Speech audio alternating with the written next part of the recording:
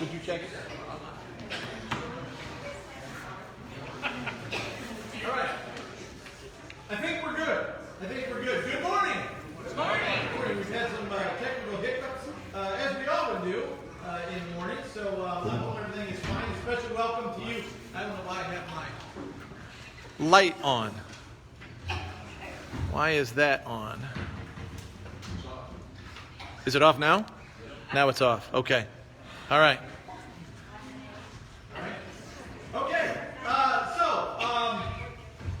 Forgot where I was. Good morning. I'll say it again. I'll just start over. Special welcome to those of you tuning in this morning.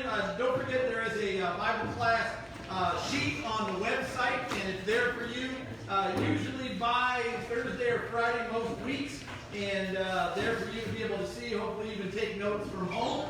Do me a favor, if you are tuning in from home, whether you put a little note underneath the video and say good morning to everybody. That's all you have to say, and just a nice little greeting for everyone as we come together. So today, we continue to work our way through, I think, some of the more challenging issues for us socially that grant us some sense of how do we as Christians look at, speak to, and get involved with various issues that are happening in this world. They're not simple issues. This is not what should we do with, stray dogs and cats. That's an issue. I just don't think it's as necessarily as weighty as the ones that we have up in front of us. And so this one today, this is a tough one. And I'm going to give you some information today that will be unsettling.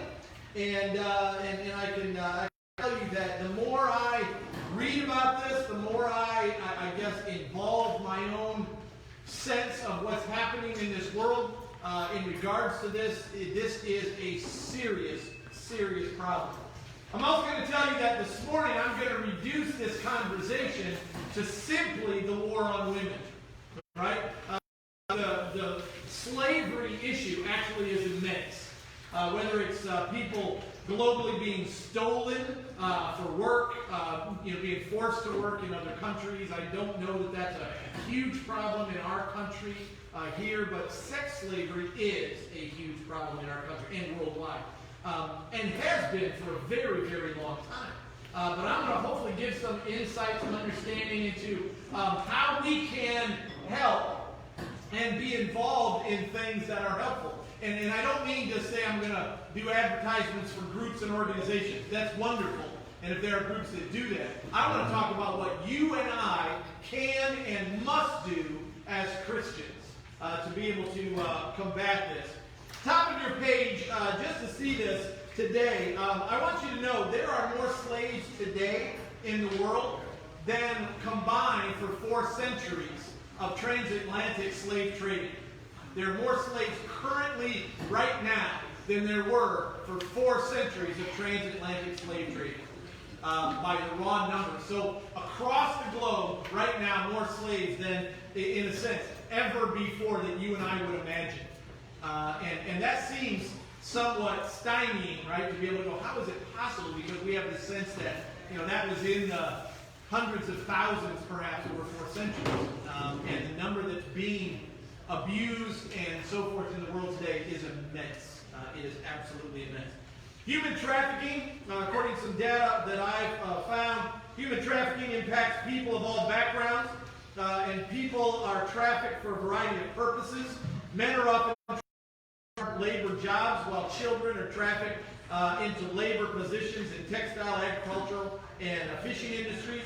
Women and girls are typically trafficked into commercial sex industry like prostitution and other forms of sexual exploitation. And to be able to see how serious that is. Not all slaves are trafficked, but all trafficked victims are victims of slavery. So just so you understand the semantics of where I'm coming from here this morning. So slavery exists. We have no choice but to address it. Right? Since slavery exists and it goes against the very plan and will of God, then as followers of Jesus, we follow. We don't just comment, we don't just have an opinion, but we must do something. And that is a tough shift for us as American Christians, because we love the idea of having choices. Everything about our culture seems to be about a choice. What kind of car would you like? What kind of house would you like? What kind of job would you like?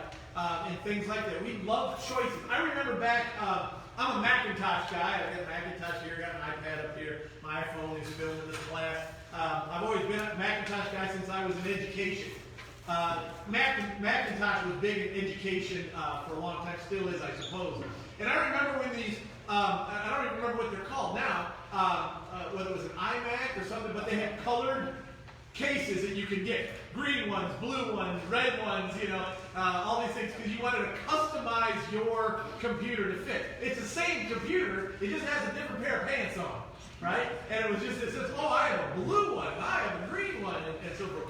But that's always been, for me, the epitome of choosing, right?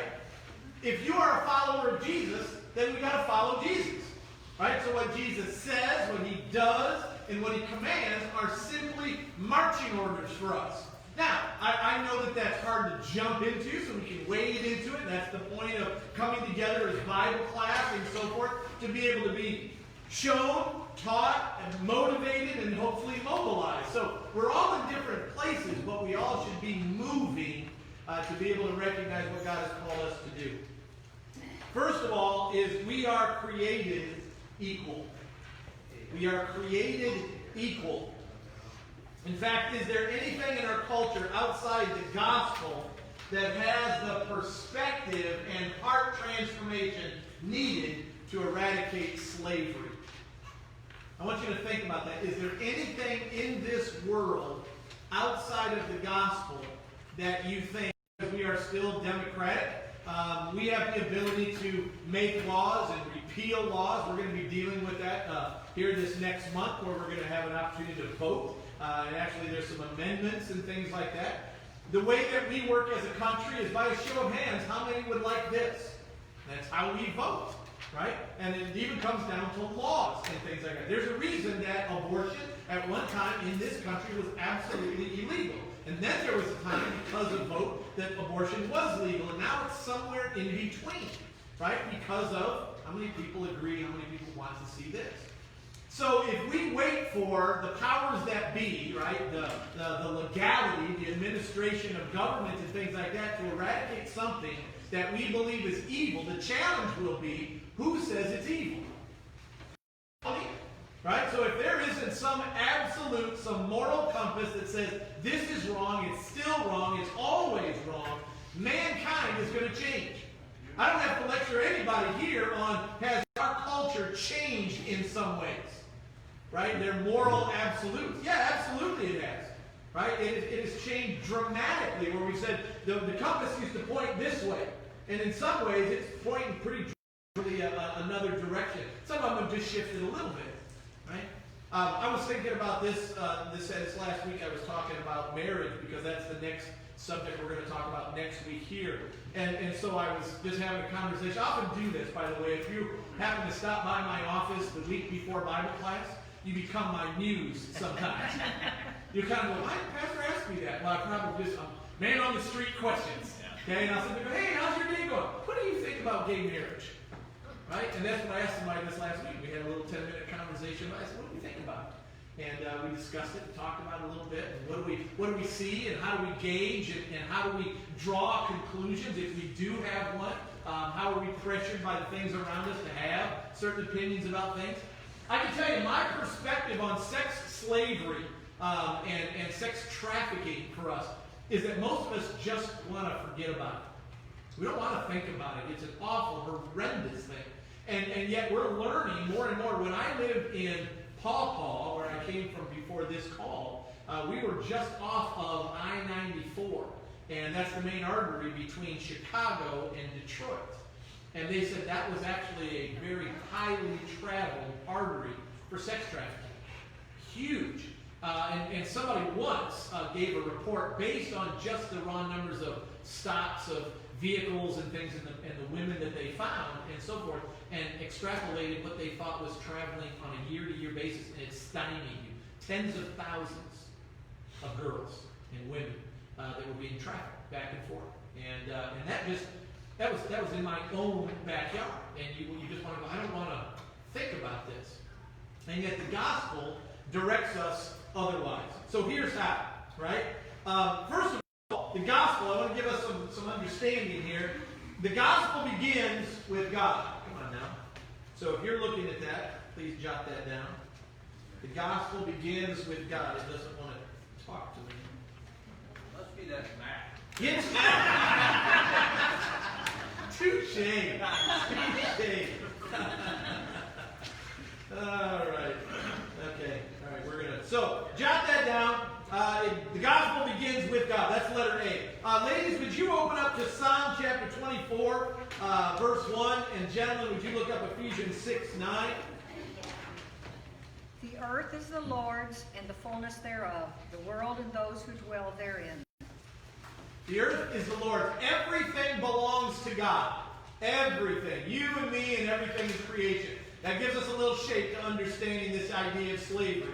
Gentlemen, Ephesians 6:9. Masters, do the same to them, and stop your threatening, knowing that he who is both their master and yours is in heaven, and that there is no partiality with him.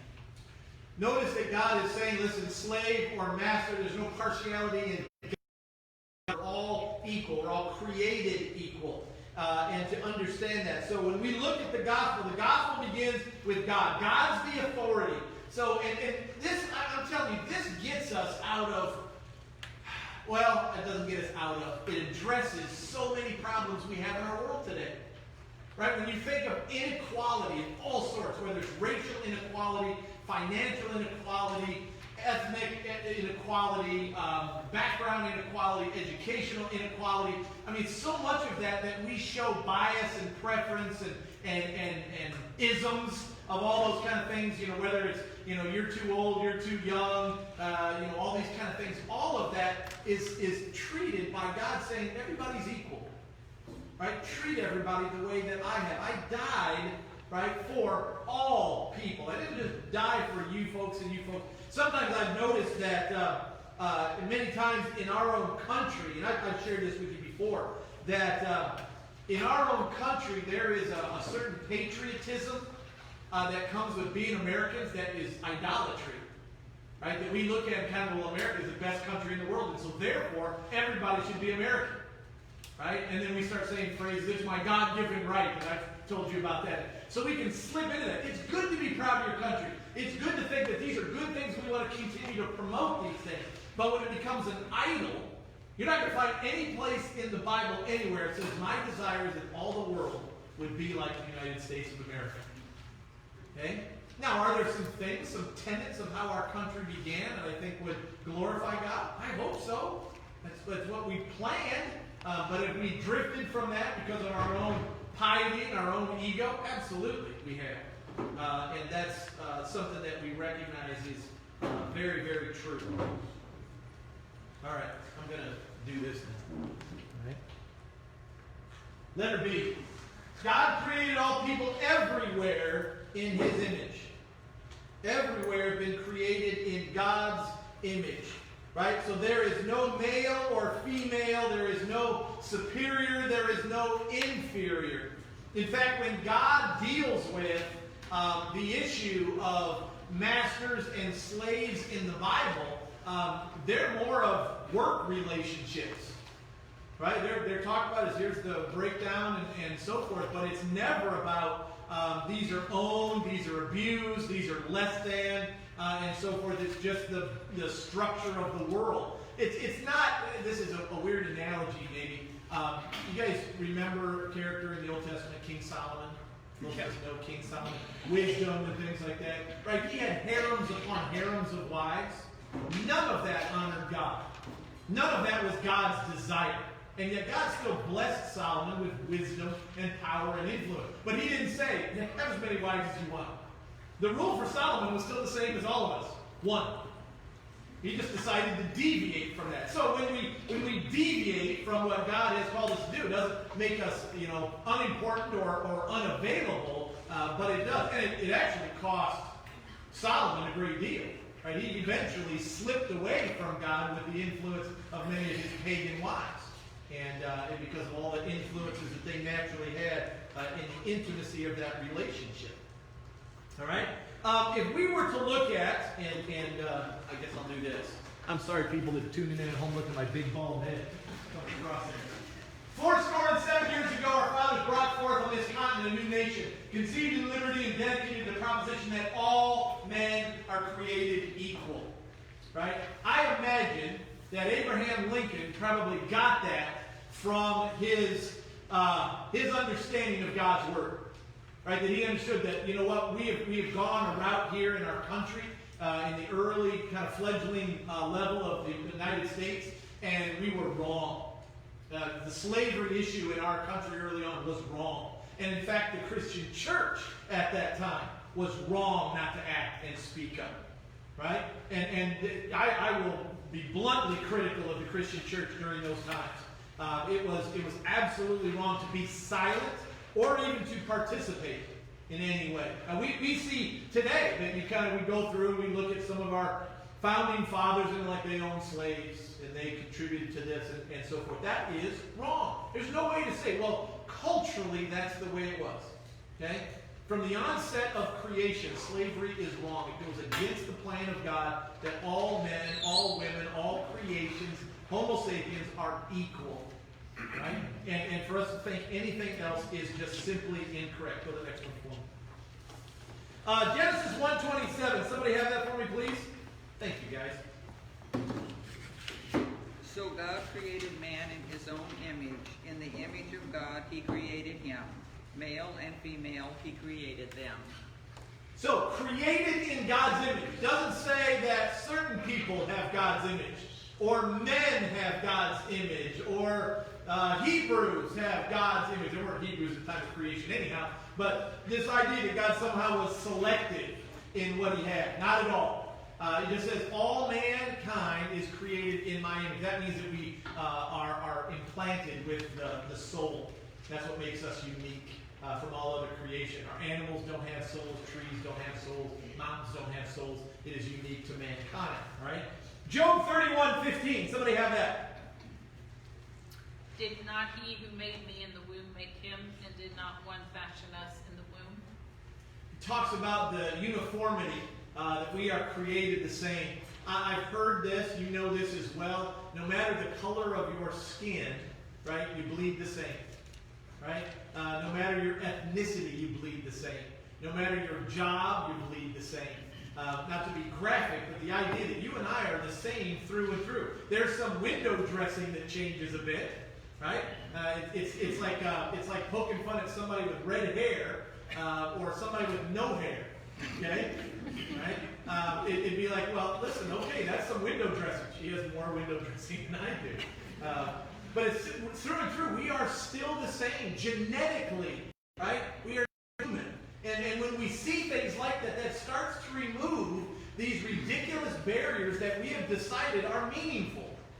And then, of course, that can contribute to the worst case scenario, like sex trafficking, right? When those young girls, when those women are abducted and utilized in that way to feed a desire, I'm going to talk about in a few minutes, of how corrupt that is when it should be stemmed off and butted off in the very beginning because we simply go, everyone has value and everyone has worth. Nobody is an object. Nobody is a means to an end. Right? That God simply made every single one of us the same. And so I think it was who is the cowboy crooner poet? Thank you, Will Rogers. Thank you, Leah. They were the same thing. I'll never say anything about red hair again. Smart, right? Will Rogers, I think he said, now you have to tell me if this is right. I think he said you'll never look at a person that God does not love or has died for. You'll never gaze upon a person. I could have Will Rogers off on that, but there's a quote out there and it's right on, whoever said it. You'll never look upon someone that Christ has not died for, not shed his blood for. And so when you look at your neighbor who irritates you, guess what? Christ died for them, right? Loved them, took his life, and said they matter. And so when you and I go, they don't matter to me, that's a really brazen thing to say. God, I appreciate that you love them, I don't. Right? That's why God says, when you don't forgive as I've forgiven, I don't forgive you. Which means you're missing something about grace. Because if I can show it to you and you gladly receive it, share it. That's the whole point. Right? Let's see. Last verse. Don't go back. Last verse here. Galatians 3:28. Somebody have that for me, please. There is neither Jew nor Greek, there is neither slave nor free, there is no male and female, for you all are one in Jesus Christ. All right, so what it's saying is that one has been used. By the way, that's been abused lately. I had somebody lecture me once about the issue of genders, right? That's a big issue right now, that there aren't just two genders, there's dozens, if not more. And they said, oh, even one of your verses in the Bible says there's not male or female, Jew nor Greek, so forth and like that. That's not what it's talking about. It's not saying anything about genders. It's saying there are no distinctions within the body of Christ. When you are a child of God, you're a child of God. It doesn't say you have to be tall, you have to be Jewish. Those would actually be kind of opposite most of the time. Right? Jewish people tend to be shorter, right? That's not mean. It's just some of the diversity that God has made. So the point is, we see that it's like if you are a child of God, right? What is the children's song? Jesus loves the little children. All the little children there, red and yellow, black and white, precious in His sight. It's funny how wisdom comes from children sometimes, or even children's songs. So true. All right, next one for me. So even though we have differences, we all have equal dignity before God. Right? Even though we have differences. I love our differences. I love the diversity in our creation. You guys know before I was a minister, I was a teacher, and I have a degree in biology, and I love biology, and I think what fascinates me the most is what God has done, what He's made, and just how amazing it is. One of the things, my wife and I were out walking one of the mornings when it was really crisp outside and the sky was clear, and we're looking up in our neighborhood because I don't like looking at the hills, they annoy me. So I'm looking up at the stars, and I'm mountain goating up our recent hill in our neighborhood, and we're looking, she's like, man, there's a lot of stars out tonight, right? Tonight, this morning. And I said, yeah, you know, and I always think about this, God could have made one star. You look up in the sky and go, oh, cool, a light. Right? Now, I don't know if you've ever been someplace where you are far, far from any towns or cities or lights, and look up in the night sky, and it's clear. It's amazing what city lights do to the stars. Bleeds them out, reflects off that layer of cloud and air up there and so forth. We were in Alaska once, and you get to look up there, and you can see the wheel of the Milky Way and things like that. It's just incredible. And my point is, God could have made one star. He could have made two. Instead, He made billions. Right? Now, I think He made those because He made a point later on, right, in the Bible. And your descendants are going to be as numerous as the stars. Would have been kind of depressing if there were two. Your descendants are going to be two. Take care of them. All right? Let them get sick. Okay? Instead, and just be able to go, that is amazing. I think in my biology training, when I think of flowers, right now in the fall, a lot of our flowers are done, or there are some fall flowers that are coming a little bit. And just the diversity of flowers is amazing. And that's just the ones that grow around here. You think globally, right, the uniqueness, there's things that we haven't even discovered yet in places. And that's the diversity. So even though there are differences, they're obvious. Instead of celebrating them, we take things from them. We take their dignity. We take their worth. But see, if you look at it as a Christian through the eyes of God, you can't look at them that way. You have to look at them as one that Christ has died for. You didn't deserve it, they don't deserve it, but we're all in the same boat, so to speak. And so there is this willingness to say, I need to see my fellow man through the eyes of God. And you know in our country how easily you can slip away from that. I have found that because of the various protests and riots and things that are going on, people's opinions have changed about other people. They have. I hear the way that they talk about it. They're angrier at other people. Right? They're angry at circumstances. They're a little more volatile. I know that because they get volatile with me. Right? Just people have a shorter fuse because they're like, this is making me angry. It is changing how I look at my fellow man. And that's dangerous. Because what it does is it affects the gospel, and that's ultimately what's important here. Next one.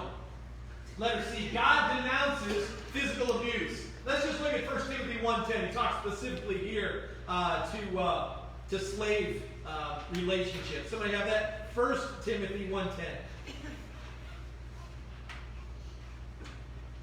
The sexually immoral men who practice homosexuality, enslavers, liars, perjurers, and whatever else is contrary to sound doctrine.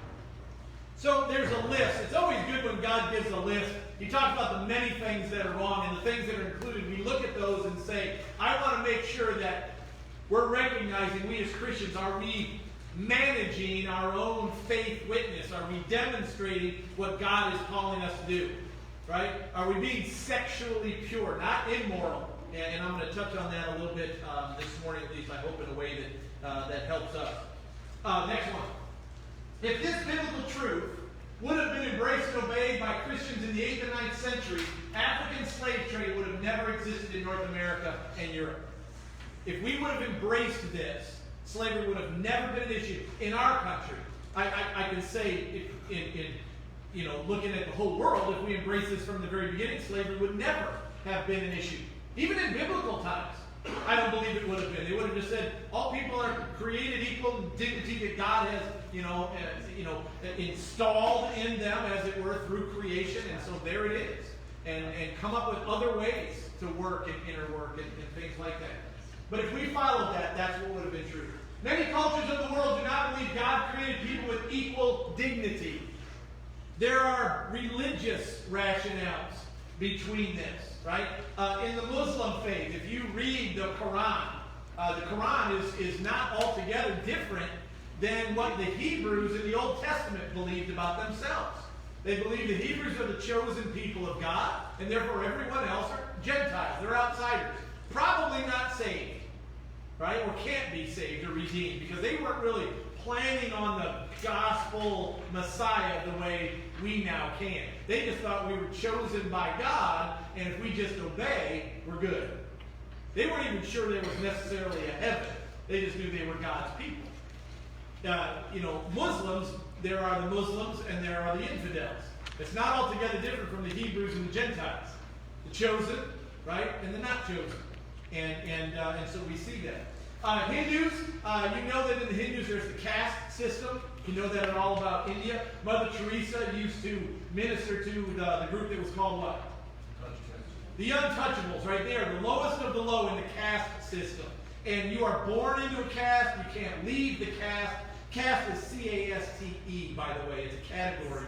And they just simply said, there were the lowest of the low, the dregs of society. They were in that lowest caste system, the untouchables. And you can't move. You're just stuck there. And their Hindu religion actually reinforced that because of reincarnation. Right? If you were evil, they actually have in the Hindu religion, I guess it's fascinating from a sociological standpoint, if you are evil in this world, by very specific definition, what you do, it tells you what you'll be reincarnated into. Right? If you are a lazy, no good slob, you'll be reincarnated into a boar. Right? Okay, so I'll be a pig, right? A sly, lazy pig. But they have all these things. Obviously, in Hindu religion, if you're good, practice good karma, follow the path. I touched on that in the sermon. That you'll reincarnate into something higher. That's the reward. If you're not good, if you don't have good karma, don't follow the path, you'll reincarnate into something lower. You're always moving. So that's one of the reasons that cows walk free through most of the Hindu lands, because it could be somebody you know. That's why.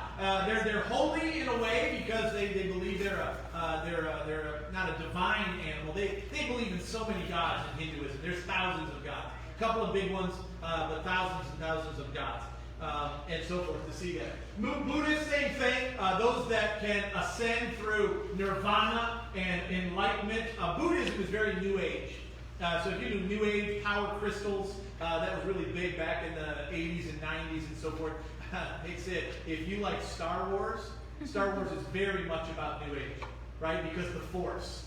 It goes through everything. It's everywhere. That's New Age mentality, very much so. And it has a good side and a bad side.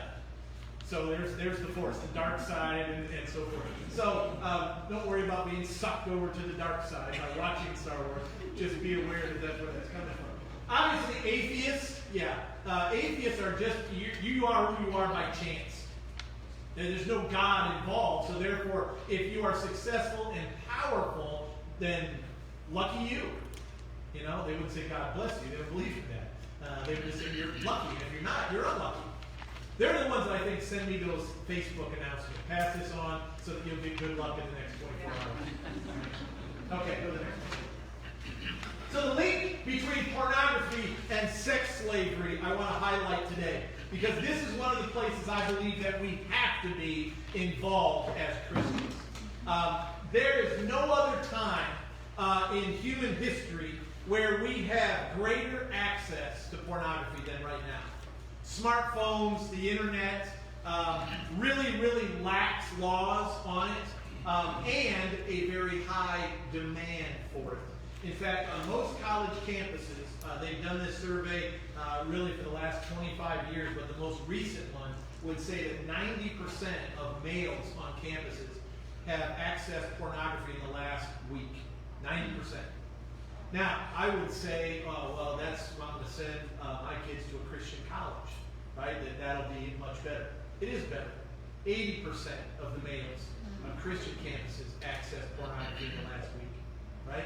It is so accessible, right? It doesn't take much at all to click and flip a page, and there is something, and in all forms of things that are corruptive to, again, what it is that God is calling us to do. All objects that He has created are dignified because of Him, right? There are no people that are diminished and reduced to an object or things like that. So, what can we do? You understand, sex trafficking, that's prostitution, sometimes filming pornographic prostitution. If there isn't a demand for it, there'll be no benefit in producing it. Let me say that again so that it's crystal clear, right? If there is no demand for it, there's no point in producing it, right? So if we as Christians, and I'm speaking to a group of people that are sinners and broken and so forth. By the way, before ladies here begin to feel too pious about this, the population of women viewing pornography is climbing. And it's mostly climbing because we think equality is so important in that context. It really is. As sad as that is, right? They think that it's around 40% right now on college campuses that women are viewing pornography weekly. And again, it's just so destructive, not only to the image that God has blessed us with, but it erodes marriages, because you think that to be sexually satisfied, you have created an imaginative circumstance in your mind that real life will not fulfill. And so we see dysfunction in marriages, we see dysfunction in dating relationships, and then we see people saying we need women in this role of sexual exploitation to feed this multi-billion-dollar concept right now today in this country alone. Billions of dollars every year.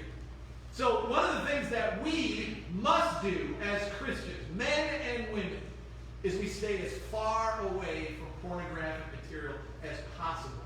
And I know that for your own heart, I hope you know that protects you and so forth, but it also protects the women that are being sucked into this to feed that hunger. If that hunger doesn't exist or gets reduced, there's less need for women to be exploited. I want to say it's as simple as that. It's not. It's complicated. But I want you to know that is one place that we absolutely must be vigilant. And for you folks that are married, for you that are parents, even grandparents, talk to your family about it when you can. To be able to say, this is dangerous. I can tell you when I was a teacher, we didn't have cell phones yet. And we had beepers. That was our biggest problem in high school, right? The beepers. They'd go off. Oh, I need to call my mom. It's like in between class, you can go down to the office, you can go to the main doors where the pay phone was and make a phone call. And that was it. And then cell phones come, and then smartphones, and now they can do everything. We're filming our class this morning on one. But that access is so easy and so hard to hold each of us accountable to someone. So I want to tell you a couple of things about this, because I know that we that we struggle with is tell someone. If you're struggling with that sin specifically, tell someone. Tell someone that you trust. Tell someone that loves you and holds you accountable. There are things out there, guys and gals, that are ways to keep you accountable. There's programs that we can put on computers that just manage your searches. I had one that when I was in youth ministry, I used to serve teenagers and college students, and that's one of the worst categories because they're starting to have freedom and all the technology is available. There was a program, I forget what it was called, I think it was called Clean Internet. And I had a couple guys that were really struggling, and I mean really struggling with it. I mean hours a week viewing stuff they shouldn't have been viewing. And so I shared with them this program that can put on their computers. This is before smartphones. I suppose it would work. And every week, their search history would be sent to me on their computer. And I said, that's just to hold you accountable. And I said, so if you want this, I'm going to offer it to you. I pay for it. And to some of my guys and so forth, I'd say, here, get this program, and every week it'll send me your search. Now, are there ways around it? Sure there are. But I mean, obviously, if you're asking for it, you want help. You want some accountability.